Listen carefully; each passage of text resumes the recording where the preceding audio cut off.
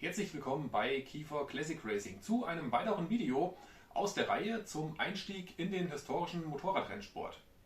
Im Verlauf dieser Reihe bin ich ja schon mal bereits auf die laufenden Kosten einer Saison im historischen Motorradrennsport eingegangen, sowie auch auf die einzelnen Kategorien von Motorrädern, die hier zum Einsatz kommen.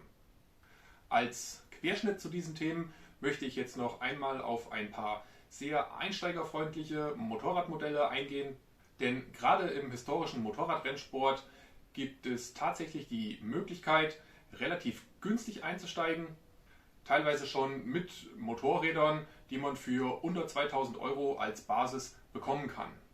In diesem Video zeige ich daher die beliebtesten Einsteigermotorräder, mit denen man Schritt für Schritt ein Rennmotorrad aufbauen kann, von 125er Zweitaktern bis hin zu großen Superbikes. Und ich sage auch ganz ehrlich, welche Motorradmodelle für welchen Fahrer sinnvoll sind und auch welche eher nicht. Also, bleibt dran!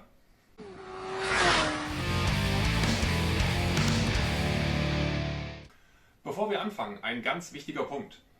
Wir sprechen hier zunächst nicht von fertigen Rennmotorrädern, sondern von Basismotorrädern, die sich für den Umbau in ein Rennmotorrad eignen. Ich beziehe mich hier zum Großteil auf japanische Seriensportmotorräder, da diese meist günstig zu bekommen sind, eine robuste Technik und eine gute Ersatzteilversorgung bieten. Das bedeutet, man wird Zeit, Arbeit und auch etwas zusätzliches Budget investieren müssen. Aber genau das gehört im historischen Motorradrennsport eben auch einfach dazu. Fangen wir mit einer der beliebtesten Einsteigerklassen an, den 125er Zweitaktern. Typische Modelle sind hier zum Beispiel die Yamaha TZR 125, die Honda NSR 125, die Aprilia RS 125 oder auch die Cagiva Mito 125. Diese Motorräder sind oft noch relativ günstig zu bekommen und bieten einen sehr guten Einstieg in den Rennsport. Ein großer Vorteil ist das geringe Gewicht dieser Maschinen. Das macht sie sehr agil und gut kontrollierbar, gerade für Anfänger. Außerdem bekommt man hier schon ein echtes Renngefühl, besonders durch die Zweitakt-Charakteristik. Natürlich gibt es auch Nachteile. Die Leistung ist begrenzt und Zweitaktmotoren erfordern etwas mehr Aufmerksamkeit in Wartung und Abstimmung. Trotzdem würde ich sagen, wenn man ganz am Anfang steht, ist dies eine der sinnvollsten Optionen. Der nächste Schritt oder auch eine sehr gute Klasse zum Einsteigen wären dann die 250er Zweitakter. Typische Beispiele sind hier die Yamaha RD 250, wie auch ich sie einsetze. Als Alternative die Suzuki GT 250, die Kawasaki KH 250 oder ähnliche Modelle, gerade aus den 70er Jahren. Modernere 250er Zweitakter wie die Aprilia RS 250 oder die Suzuki RGV 250 haben mittlerweile einen sehr hohen Klassiker- und Liebhaberstatus erreicht und erreichen hier hingegen zu den zuvor angesprochenen Modellen oftmals schon hohe vierstellige Preise. Hier bewegt man sich dann natürlich schon deutlich näher am klassischen Rennsport. Diese Motorräder sind oft sehr beliebt, weil sie genau diesen Oldschool-Rennsportcharakter haben. Man muss allerdings sagen, auch sie verlangen etwas mehr Erfahrung im Umgang, sowohl fahrerisch als auch technisch. Wenn man es hingegen etwas einfacher und robuster haben möchte, sind Viertakter eine sehr gute Wahl. Typische Modelle sind hier die Honda CB 250, auch die CB 350 bis hin zur CB 550, alternativ auch die Yamaha SR 500 oder die Yamaha XS Modelle. Der große Vorteil, diese Motorräder sind oft sehr langlebig und weniger empfindlich als Zweitakter.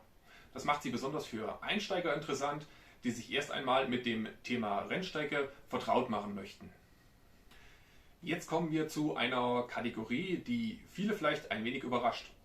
600er Supersportmotorräder. Wie zum Beispiel die Yamaha FZR 600, die Honda CBR 600 der früheren Generation oder auch die Kawasaki ZX6R. Diese Motorräder sind momentan oft erstaunlich günstig zu bekommen, teilweise für nur wenige 100 Euro. Gleichzeitig bieten sie eine Leistung, die schon sehr nah an modernen Rennmotorrädern liegt.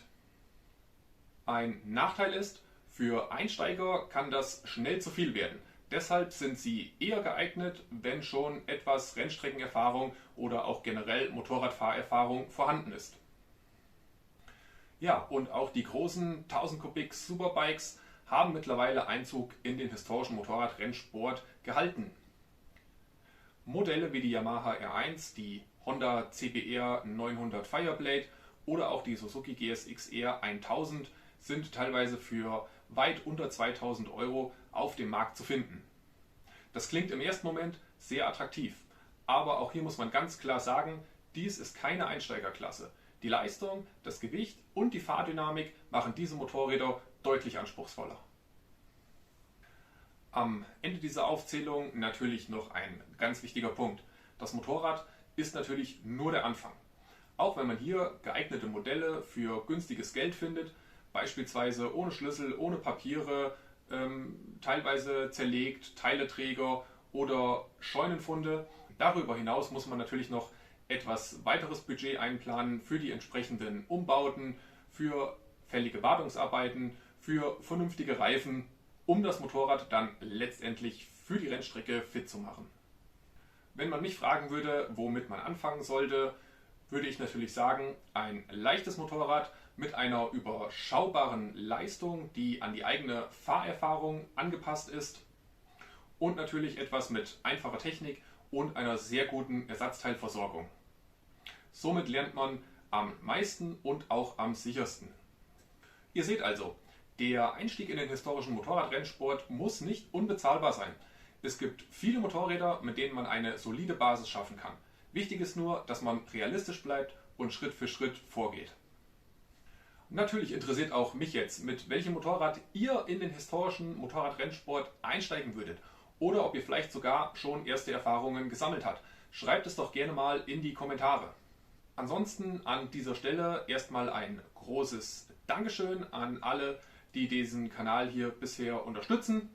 Jedes Like, jedes Abo, jeder Kommentar hilft dabei, unsere Nische, die des historischen Motorradrennsports, im Internet und auf Social Media und auch hier auf YouTube bekannter und sichtbarer zu machen und trägt hoffentlich auch dazu bei, dass der Rennsport in Deutschland in Zukunft vielleicht wieder eine größere Lobby hat. Also, ich freue mich riesig über Rückmeldungen und natürlich über weitere Unterstützung und sage Tschüss, bis zum nächsten Mal.